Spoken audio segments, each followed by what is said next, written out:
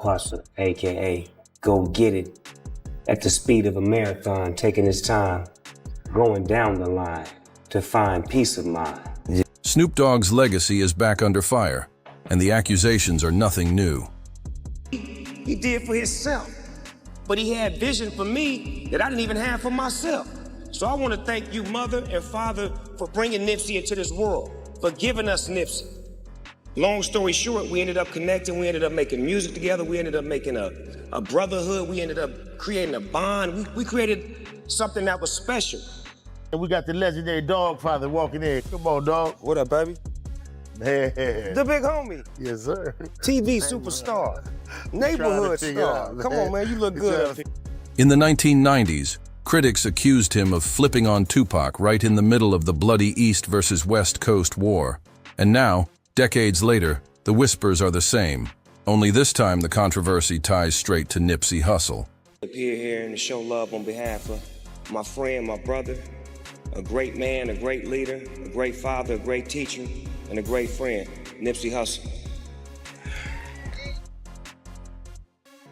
How did the same Snoop, who once praised Nipsey as a king, end up standing side by side with Big U, pushing the same check-in culture Nipsey spent his life rejecting? Let's break it down. Well, Snoop Dogg and Big U. Hey, when you hop off the plane, check in. When your feet hit the street, you better check in. Don't believe in them punk ass because they the ones that leave you exposed. They make you check in. When Nipsey Hussle was gunned down in March 2019, the hip-hop world froze. Shockwaves ripped through Los Angeles, through the culture, through anyone who had ever watched Nipsey build his empire from the ground up. Tributes poured in from every corner of the industry, but one voice cut through louder than most: Snoop Dogg's. Me and Nip had was a kind spirit. We had that spirit of love, of, like Sam said, just magnate towards Nipsey. It's like when we met each other, it was like a magnet coming together. At Nipsey's funeral, Snoop took the stage like a proud uncle saying goodbye to his nephew. His words were emotional, heavy with praise, dripping with respect.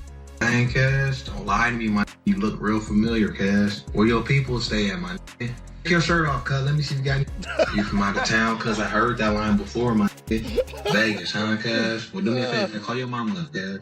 He called Nipsey a leader, a king, the purest reflection of Los Angeles. A man who embodied the streets without letting the streets break him. The crowd felt the sincerity. Fans believed every word.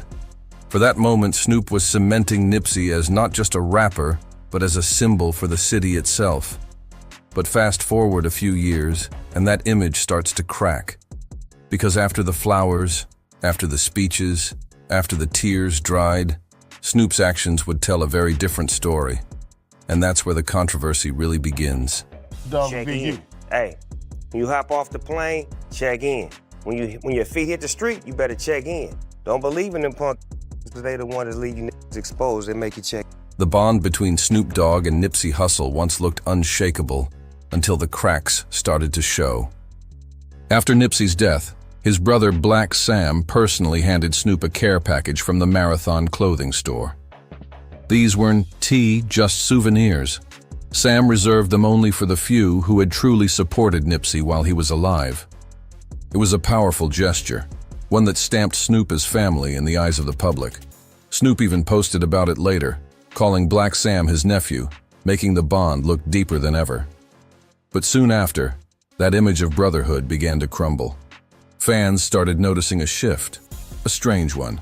Suddenly, Snoop was seen cozying up to Eugene Big U Henley Jr., a man whose name carries a complicated, even hostile history with Nipsey. Videos surfaced of Snoop and Big U laughing together, vibing to Nipsey's music side by side, and even chopping it up on Big U's podcast, Checking In. To the casual eye, it looked like nothing more than two OGs showing respect. But to Nipsey's core supporters, it felt like betrayal.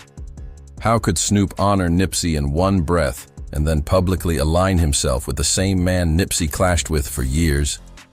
To many, it wasn't just bad optics. It was disrespect. I said I got love for him, and he got love for me.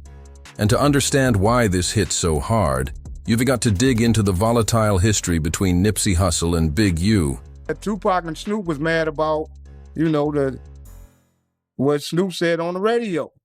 A history that goes far deeper than most people realize. To really understand the backlash against Snoop, you've got to rewind to the volatile history between Nipsey Hussle and Big U, because their fallout was no secret. In the early days, Big U actually managed Nipsey, but the partnership collapsed fast. They clashed over money, business decisions, and above all, control. Nipsey was determined to build his empire on his own terms, while Big U had a reputation for heavy-handed influence over the artists under him. Nipsey eventually cut ties and let the world know how he felt the best way he could, through his music. On You Done Got a Clue, he rapped, "I built this on my own and everybody know it is true. Still dudes act like they supposed to have control of what I do." Those weren't just bars, they were a direct shot at Big U. Nipsey was declaring his independence loud and clear.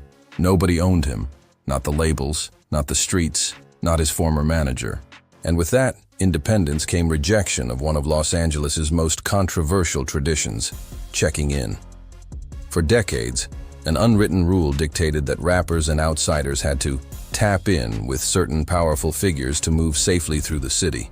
Heard what Biggie said in the studio. "Man, this dude keep trying to call me. I heard he in Miami. What he calling me for?" Big U wasn't just a part of that culture. He was one of its loudest enforcers, later flipping it into a whole brand with his podcast, Checking In. To Nipsey, that wasn't respect. It was pressure. It was politics disguised as hospitality. And to his supporters, it looked less like protection and more like extortion with a friendly face.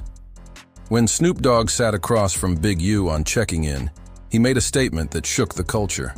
He leaned into the mic and said, "Everywhere I go, I check in, man. No, I don't get checked. I check in. It's a big difference." To some, this was wisdom from an OG, a lesson in humility and survival. But to others, it sounded like submission, the exact opposite of what hip-hop was supposed to represent. And that's where the contrast with Nipsey Hussle couldn't be clearer. Nipsey took the opposite road. He saw checking in not as respect, but as a cycle of fear and control. Instead of bowing to old politics, he carved a new path. Nipsey brought Crips and Bloods together for community events, built businesses block by block, and pushed for black ownership. His respect wasn't purchased, it wasn't negotiated, it was earned through independence. But rejecting that culture came at a price. Tensions grew, and whispers spread about real-life confrontations between Nipsey and Big U. These weren't just rumors of industry beef. They were survival stories.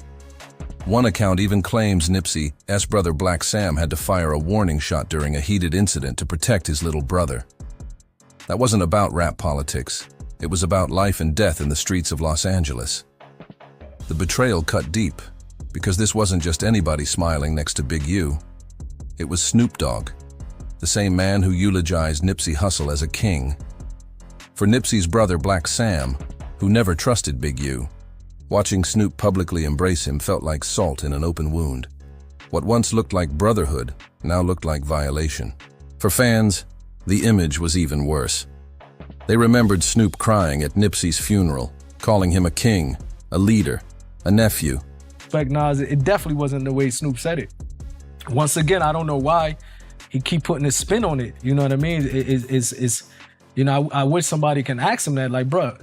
But sitting beside Nipsey's old enemy, it felt like that love had been nothing but performance. And in the streets, performance means nothing. Loyalty is everything. Nipsey died standing on his principles, refusing to bow to systems of fear and control. Meanwhile, Snoop once again showed his own survival strategy.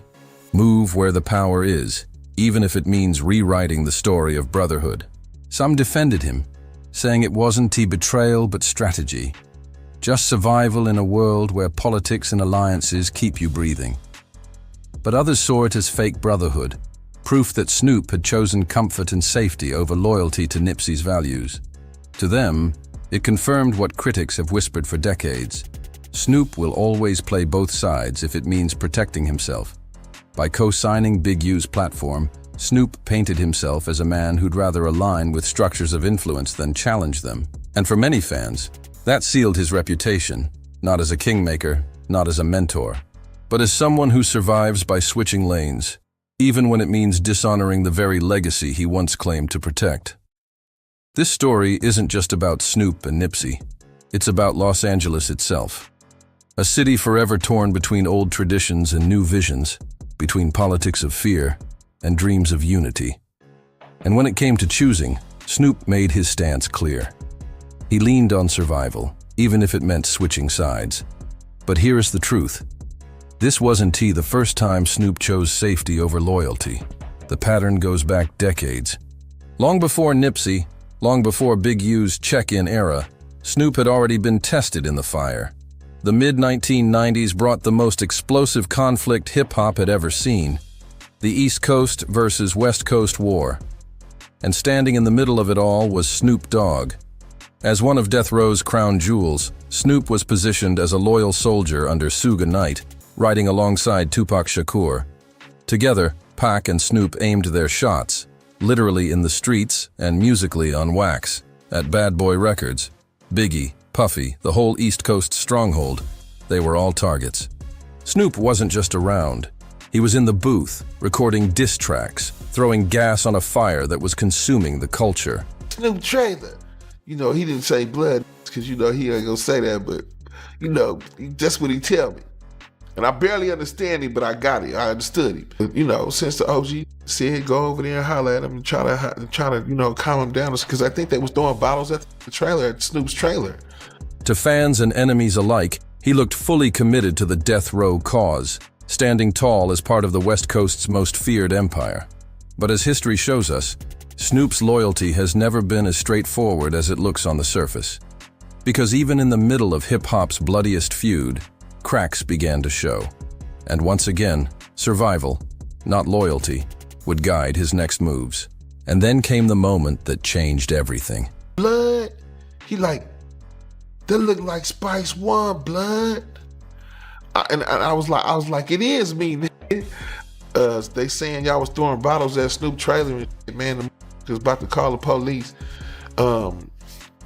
We need to get the fuck out of here. They was like, okay, cool, let's bounce the fuck up out. This ain't trying to see the Opos anyway, so. In 1996, right as the East versus West Coast war was at its bloodiest peak, Snoop Dogg did the unthinkable.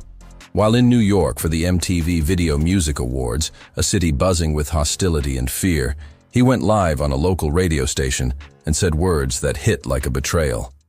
I got nothing but love for Biggie. To Tupac, those words weren't just shocking, they were treason. Just days earlier, Pac and Snoop had been side by side in the studio, laying down verses aimed directly at Biggie and Puffy, making it clear where Death Row stood.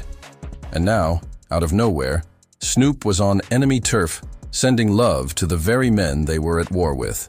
For Pac, it wasn't loyalty, it was fakery. It was proof that when things got too hot, Snoop would choose self-preservation over standing firm. From that moment, their bond began to unravel.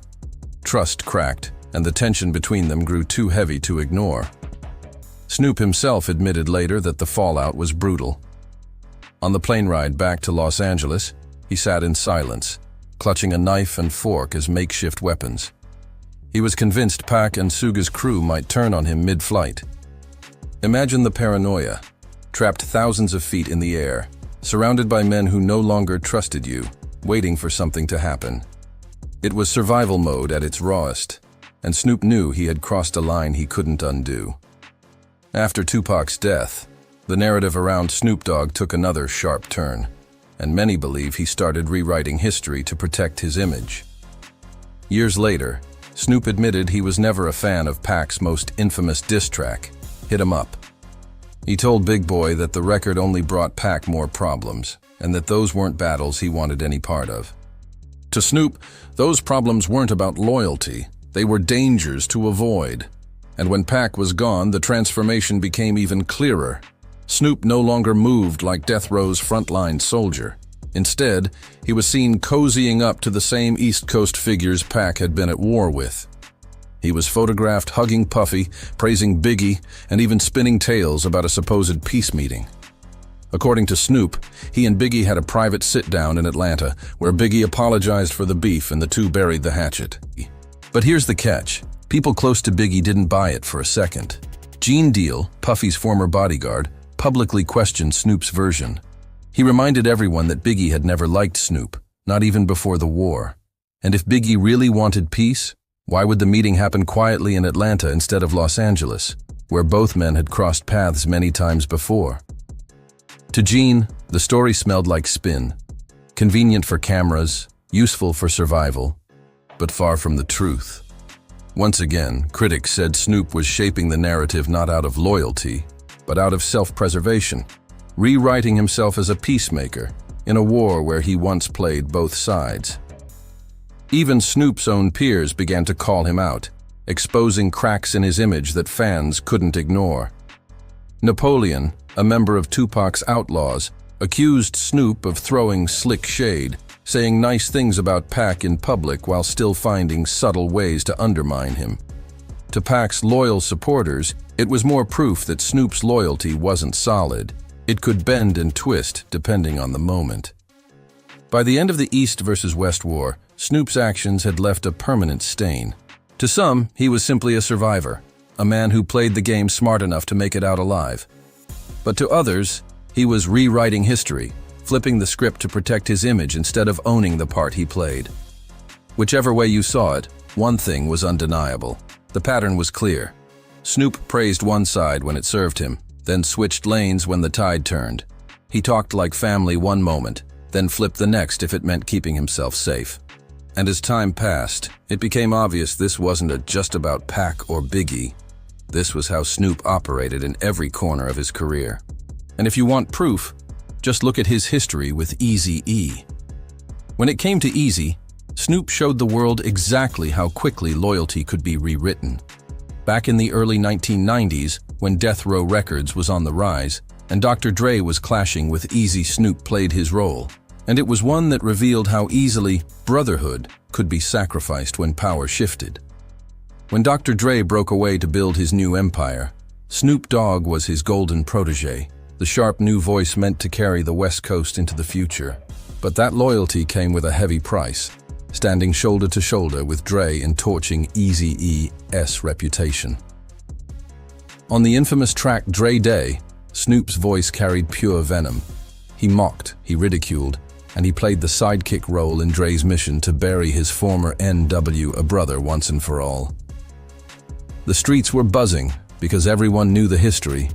Eazy wasn't just Dre's old collaborator. He was the man Dre had once relied on to even break into the industry.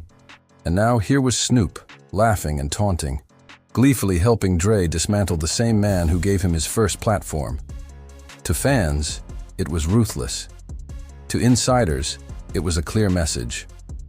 Snoop's loyalty was locked to Dre and Suge Knight, no matter who had to get burned. But it didn't stop at one diss track. Snoop doubled down in interviews and verses, sneaking in lines that cut deeper and deeper. When rumors about Eazy's declining health began to swirl, Snoop didn't hold back. He used it as material. These weren't surface-level jokes anymore. They were shots aimed at Eazy's very mortality. The disrespect wasn't just personal.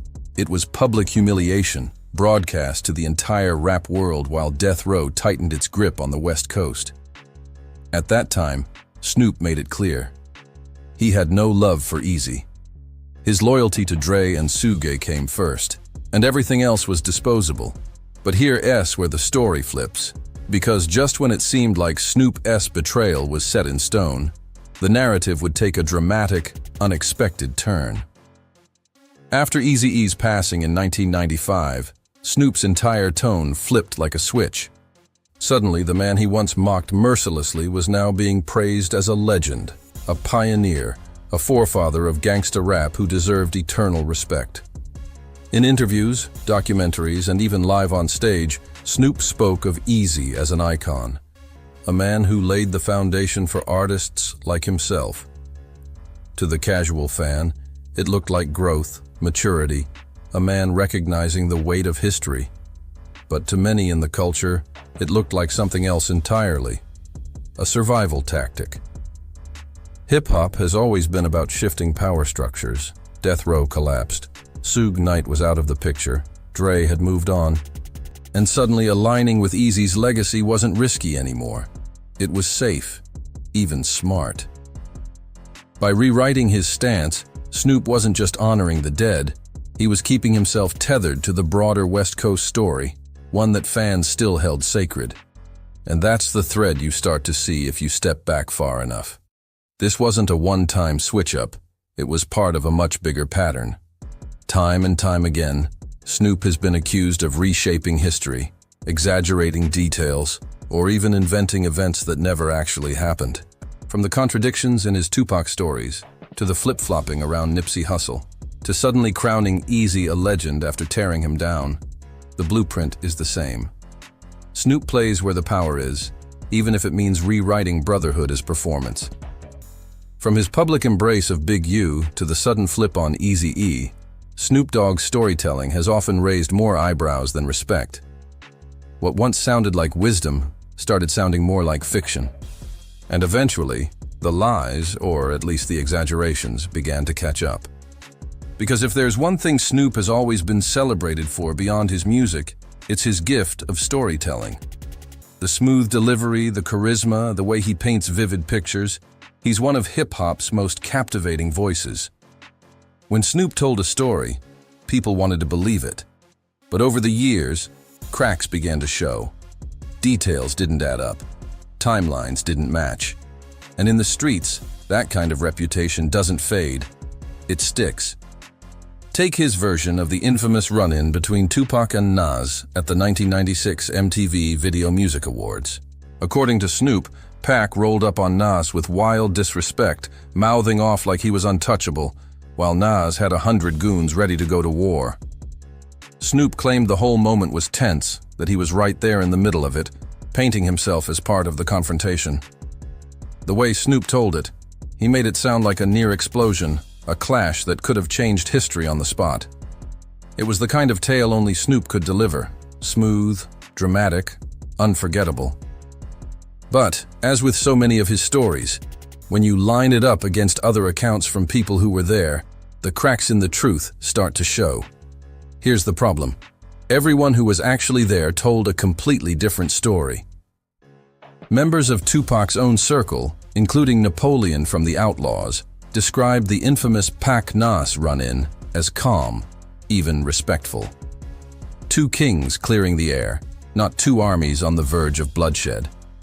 Even Nas himself later said the exchange was peaceful. In their version, there was no chaos, no knives drawn, no Snoop playing hero. And this wasn't the only time Snoop's memory seemed flexible. He once told the world that Tupac was the first person who ever handed him a blunt, framing Pac as the man who introduced him to the very smoking culture that became part of his brand. But the timeline didn't match at all. By the time Snoop met Pac in the early 90s, he was already deep into smoking. Actress Cameron Diaz even joked she bought weed from him back in high school years earlier. To many, it sounded less like history and more like mythology, a myth Snoop crafted to make his connection to Tupac's legacy sound deeper than it really was. And it didn't stop there. His stories about Suge Knight shifted like the wind. In some interviews, Snoop painted a private sit-down in Las Vegas where he claimed he offered Suge forgiveness and made peace. But in others, he described Suge as a lingering threat, a shadow from the past that he was still watching over his shoulder for. The contradictions kept piling up, making fans wonder, was Snoop giving us truth, or was he giving us the version of history that suited him best in the moment? In the end, Snoop Dogg didn't just rap about the streets. He learned how to control the narrative around them, but the higher he rose, the more the cracks showed. Even Suge Knight himself dismissed Snoop's version of their history, brushing off his stories as exaggerated performances. That only fueled the fire, making it clear that the truth in Snoop's world often bent to fit the moment. The contradictions weren't small. They weren't just the kind of light embellishments rappers sprinkle into their bars. What emerged was a pattern. One day, Snoop cast himself as the peacemaker. The next day, he was the survivor. On another, he became the fearless soldier in the middle of chaos. Each version shifted with the winds of perception, tailored to whatever would protect his image at the time. And yet, somehow, the legend of Snoop only grew larger. Because in hip-hop, sometimes the myth lasts longer than the truth. And if there's one thing Snoop mastered, it was myth building. He knew how to spin himself into every story, even if the details didn't line up with anyone else's memory. But by the time whispers of Snoop's contradictions started echoing through the streets, his reputation became fragile once again. The tales he told about Tupac, Nas, and Suge Knight put him front and center in moments that others remembered in completely different ways. And while myth-making is the lifeblood of hip-hop, there always comes a point where exaggeration stops feeling like legacy and starts looking like exposure. For Snoop Dogg, exposure wasn't just about words. It leaked into real-life moments that put his credibility to the test. One of the biggest examples came straight from Hollywood during the filming of Training Day. On the surface, Snoop told the story like a scene out of a movie.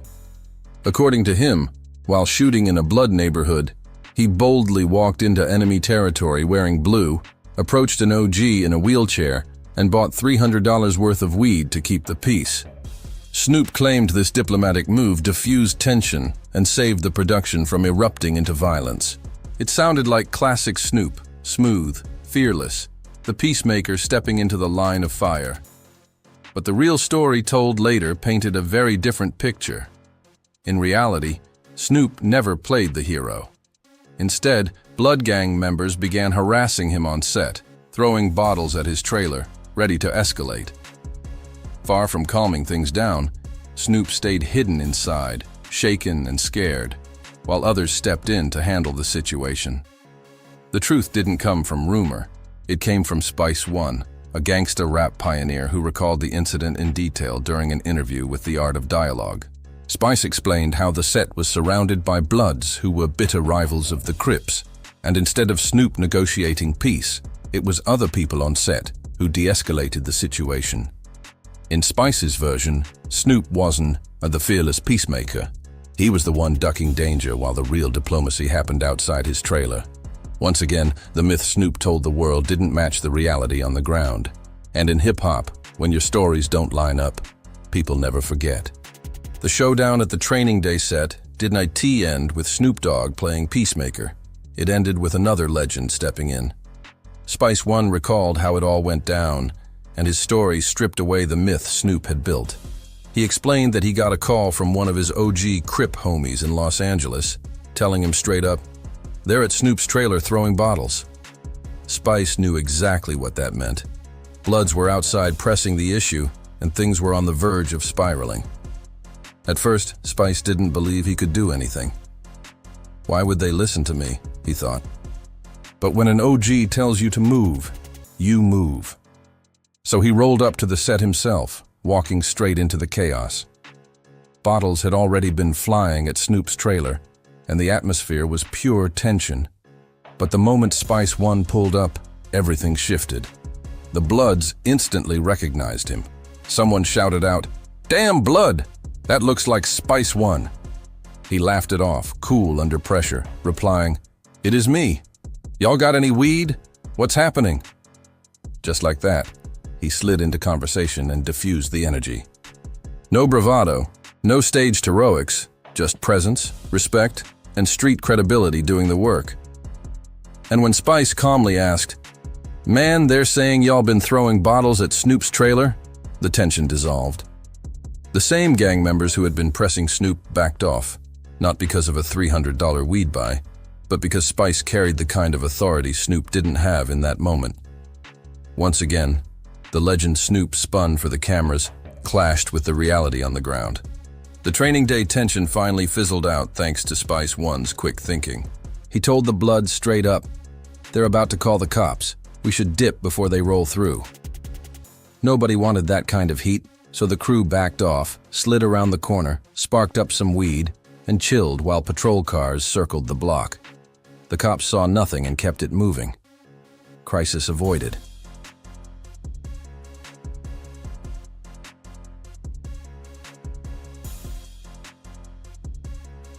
Inside, he and Snoop lit up together. Snoop completely unaware that Spice had just prevented a full-blown incident outside his door. To the world, Snoop would later retell the moment as if he was the one who saved the day. But in reality, it was someone else's credibility that carried the weight. And years later, Snoop found himself in hot water again. Not on a film set, but in front of the entire world. This time, the controversy came through a beer commercial, where Snoop used the imagery of the Crips and Bloods to push the brand. His camp tried to spin it as a powerful message, something meant to promote peace and stop black-on-black violence.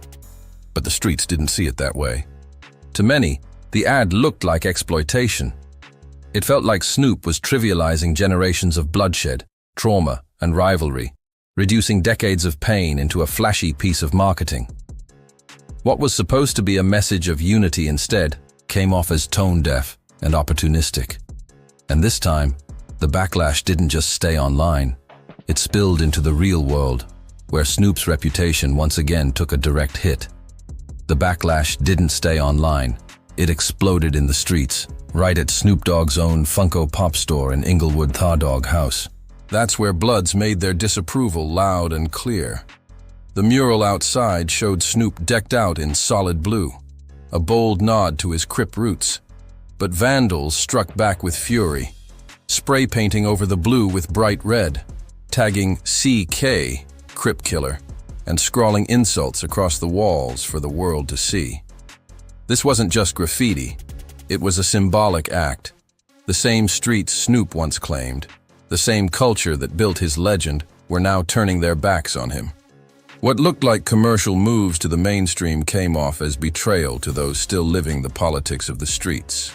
The message was clear. Loyalty can't be bought, and respect can't be packaged into a beer ad or a Funko Pop mural.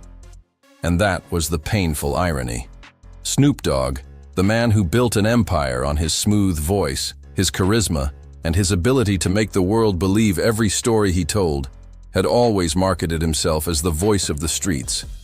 But when the stories didn't add up, when exaggerations were exposed, when contradictions piled high, and when the walls of his own store were painted red in open defiance, the myth he created finally collided with reality. For Snoop, the legend he built on loyalty had come full circle, revealing the truth beneath the smoke and stories. In the streets, only loyalty lasts. And once that's gone, even the biggest myth can't protect you. The world will always remember Snoop as an icon. But whether that icon was built on truth or carefully spun fiction, that's a question hip-hop will be debating forever.